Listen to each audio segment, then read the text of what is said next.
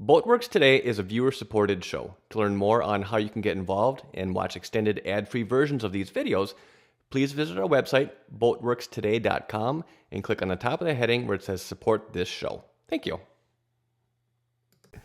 So, welcome back everybody. I hope you're having a great weekend. My name is Andy with Boatworks Today, and this week we're going to be glassing in the Coosa inserts around this helm area. But before we get started, I want to talk a little bit about this week's sponsor, which is Skillshare. So Skillshare is an online service that I started using a couple of months ago, and initially it was to try and learn more about editing, storytelling, and that kind of thing. But the more time I spent looking around some of the other 25,000 other classes that they offer, I found some really excellent courses on like time management and ways to increase productivity. And these are things that most people struggle with, and myself included. So to try and help myself to get better with this, Skillshare is where I'm going to be going to do this. To kick this promotion off, Skillshare is giving away 2 months of unlimited access, and then after that, premium memberships are just $10 a month.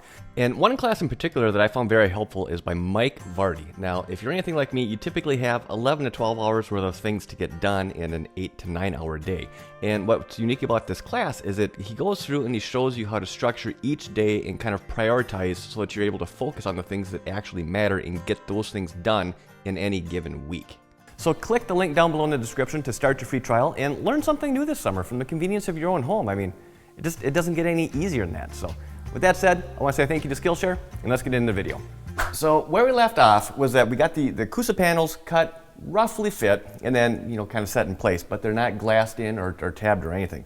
So the first piece that I want to get in is going to be this dividing section right in through here, because this is kind of the anchor or the starting point for getting these other two sections in place. Now I can see right now that these two are going to require a little bit more trimming. This one in particular is it's a little bit too high, and this one, height looks about right, but they're both a little bit too long. They don't fit in exactly where I want. So kind of following that measure twice and cut once rule, before I pull this, cross section out, I want to make sure that I actually have it in the exact position that I want, because then I can come back, make some little marks along the sides and the bottom, so that come time to set it back in place with the epoxy, I'm not going to have a bunch of, messing around. But what I want to do, one of the things I want to make sure that I've got even, is I want to make sure that this is an equal distance from here on both sides. So right now, this is roughly 30½ inches. And 30½ So now that I've got an equal distance going fore and aft, now I want to make sure that this section, or that this cross piece, is actually square or plumb to the sole. And let's see, looking at this right here, that looks, well, about perfect. Let's check the other side.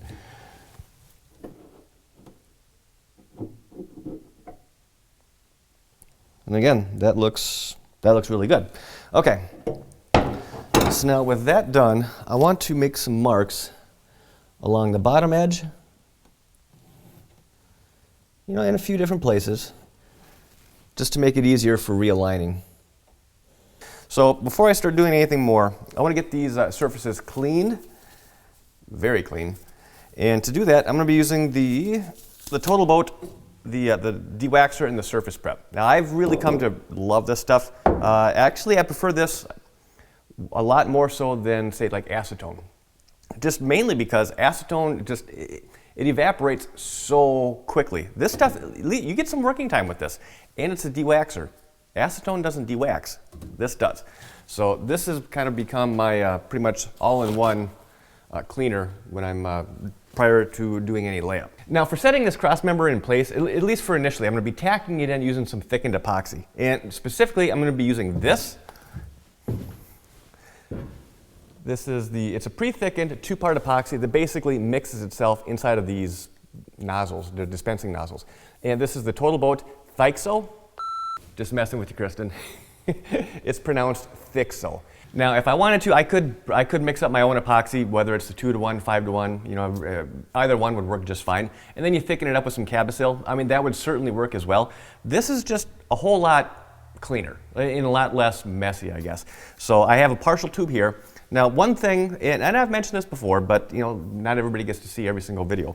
But one thing that I've touched on before is, one of the advantages of these tubes is that when you open it, you don't have to use the whole thing. You can use just a little bit of a pump. You could use 3/4 of it, but regardless of how much you use, after you're done with it, you just leave it. You leave the tip on and you let everything inside the nozzle cure. Next time you need to use it, just come back in, remove the old nozzle, and screw on a new one. You're back in business. No waste. It's just very easy, very user-friendly. But I will say, in pretty much all of these cartridges, whether it's, regardless of the brand, pretty much all of these I guess, pre-thickened tubes that use these mixing nozzles here, you need to have a pretty high compression caulking gun in order to dispense it. I mean, short of giving yourself an aneurysm, on a standard like big box store cheapy, caulking gun, you really need something that's got some oomph behind it. And this one in particular, I believe this is which one is this? Newborn Brothers. And again, I got this from Jamestown. They happen to carry this. Works out very, very well. Makes dispensing this material super easy. And a really good practice to get into when you're working with this stuff, the pre-thickened epoxy in the tube, is every time you put on a new nozzle, it's a really good idea to dispense a little bit out first on a piece of scrap. That way, just to make sure that everything is properly mixing inside the nozzle here. Otherwise, you may end up running the risk of, say, your first couple inches that you dispense might be a little bit resin rich or a little bit hardener rich. Basically, the result being it's not going to be at the correct ratio, and it may or may not cure. But by dispensing a little bit out, pretty much eliminates any concern of that. And that's really about all I'm looking for. About 3-4 inches, and you should be good to go.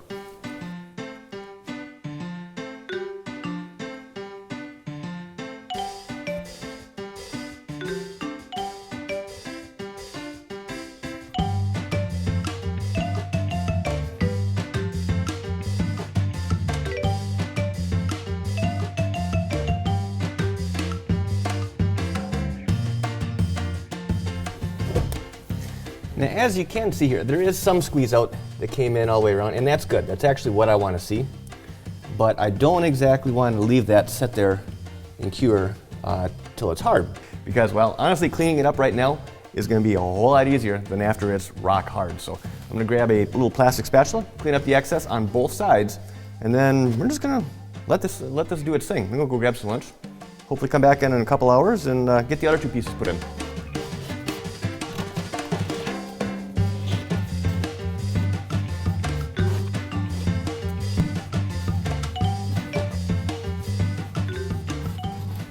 So while I'm waiting for the epoxy to set up for this panel, at least get to the point where I can work up here without, as long as I don't kick it, and it'll stay in place.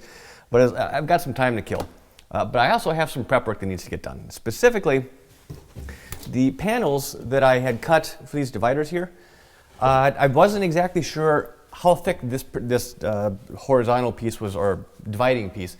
I wasn't sure how thick it was going to be, and that was going to determine how long these panels needed to be. So I went on the side of caution, and I made them a little bit long, and well, they're a little bit long. So I need to do a little bit of trim work. Now, rather than taking my chances and doing my trim work on here, I broke out the old template, and I've already gone through and done some trimming on here. So obviously I cut it to length as well as cut it to height, because it was actually a bit tall as well. It's supposed to actually come down to this line right here. So I've already made some of those two other modifications there.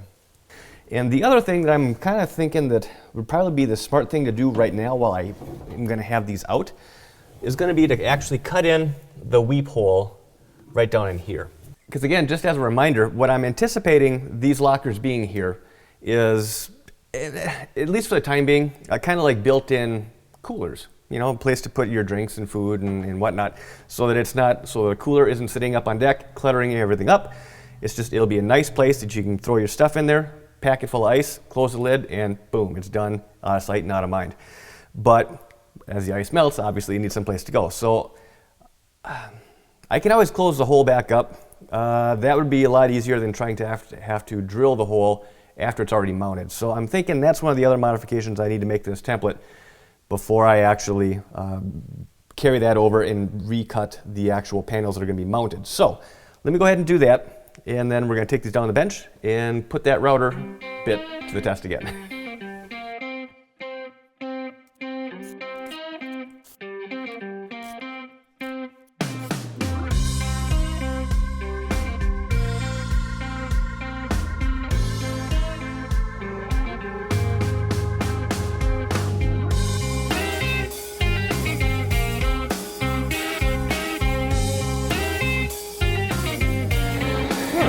It's pretty good to me.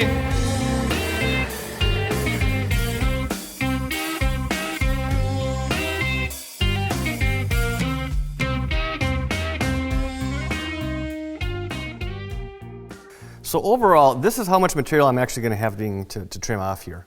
Really nothing on this edge, but as you get further down, this is probably close to, I don't know, maybe a little bit less than a 1/2 inch.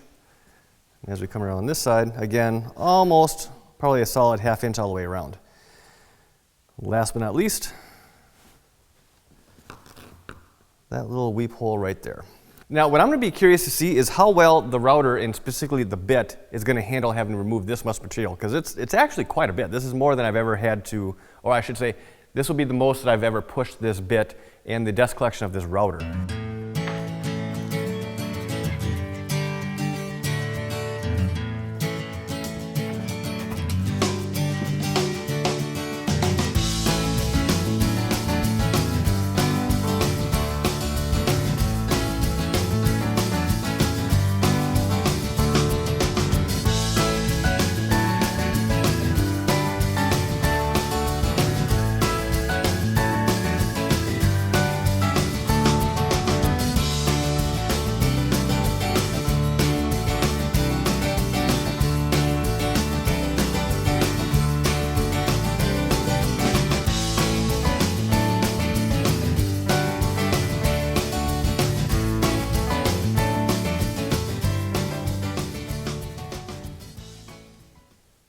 It should drop right in. Ooh, rattle fit, which is good.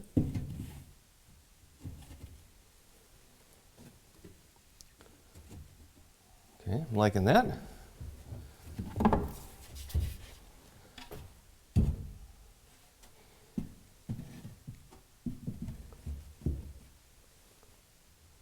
Totally digging that. All right, let me give you a better look here. Yeah, nice tight fit. Certainly good enough.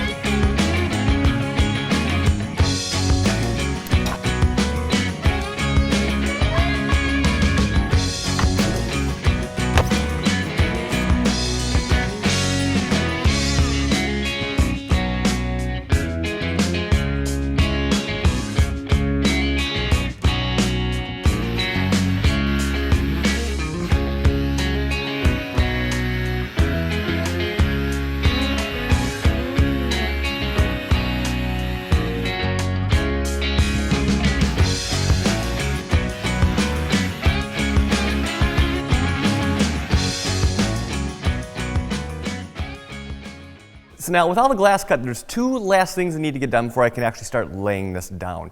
The first one being I need to do some sanding, just kind of clean up some of the edges that, you know, where the epoxy from last night kind of spilled over.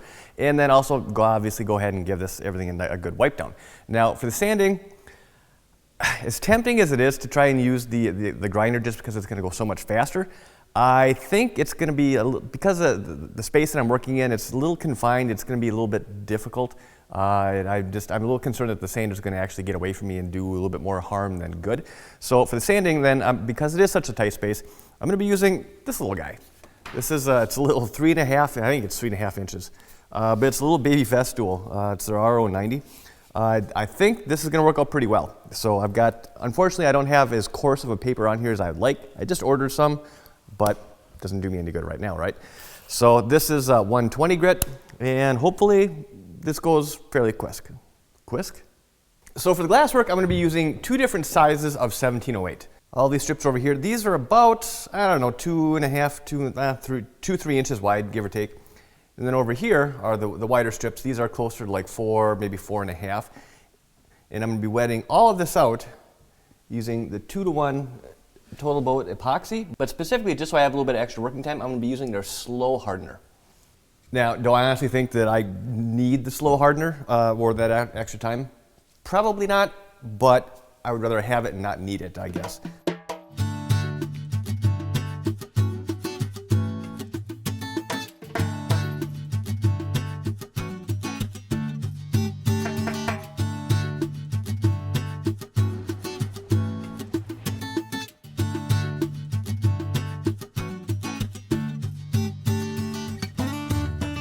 So what I'm doing here is I'm creating what's called a fillet, which is essentially creating a radius along all of the surfaces that have a 90-degree angle.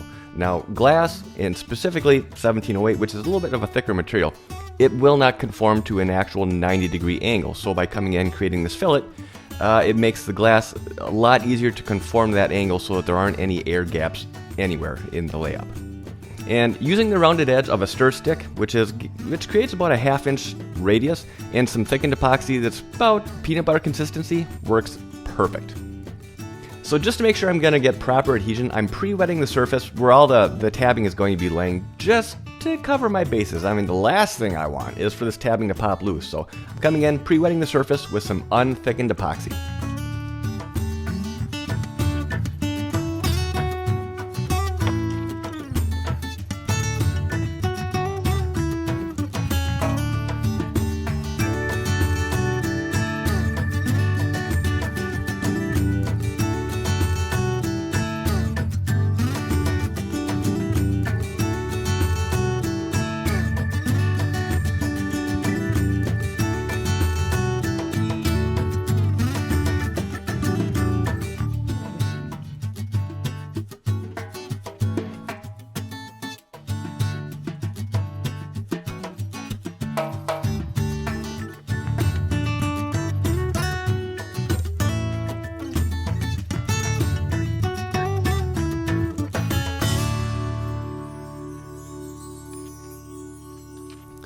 Well, it's late. It's really late, and I'm tired. So I didn't get all the glassing done, but I did get that outside well and then this inside well. The only thing I haven't glassed so far is just the center area, but I'll take care of that one in the morning. And my battery died on the small camera, so I can't zoom in, but I'll do that first thing in the morning before I do anything. So with that said, I'm going to button things up and head home, so I will see you in the morning. Good morning. So when I left last night, this is how things kind of looked.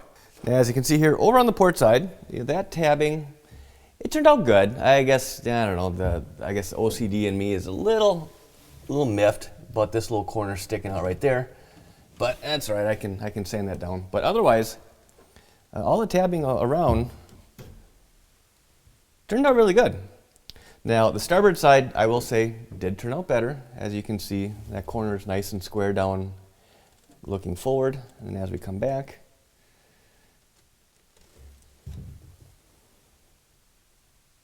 now the center section, this has the potential to be a little bit tricky for one reason specifically, and that's going to be up on this forward corner here. Now I'm going to be packing this full of thickened epoxy, but I want the glass to kind of come down here, wrap around to this point, and then I'm going to have it terminate right here. Now it'll probably overhang, and I'll come back and trim it flush. But I want it to kind of, I want there to be a slight little, just kind of like a very slight little detail. I mean, or a little bump. Nothing major, but I want it to be consistent on both sides. I suspect that's probably going to end up having to be done with a fairing compound, but if I can get the majority of that shape done with the glass, that would be ideal. So let me start getting things prepped, and let's get this part done.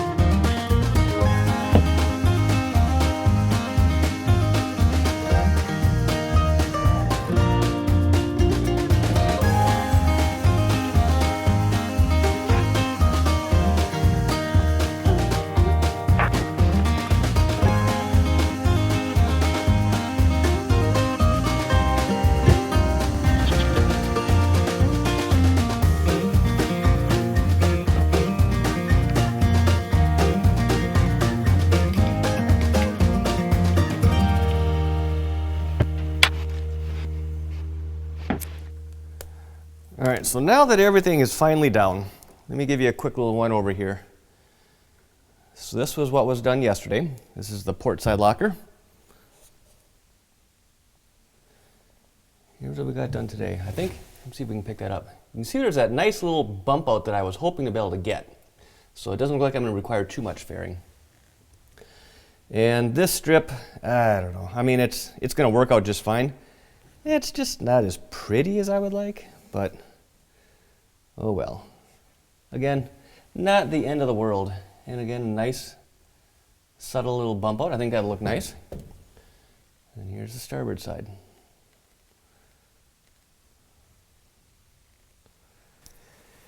And I just got notification, or I got a little light blimping on here on my camera saying the battery is about to die. So, I think this is a good time to end this video. So I hope you enjoyed this, hope you found this helpful, and if you did, hit that thumbs up button if you're not already subscribed, hit that subscribe button and that little notification bell. Thank you if you're doing that. If you have any questions, comments, leave those down below, and as always, thank you for your time, and thanks for watching. This has been a Boatworks Today production.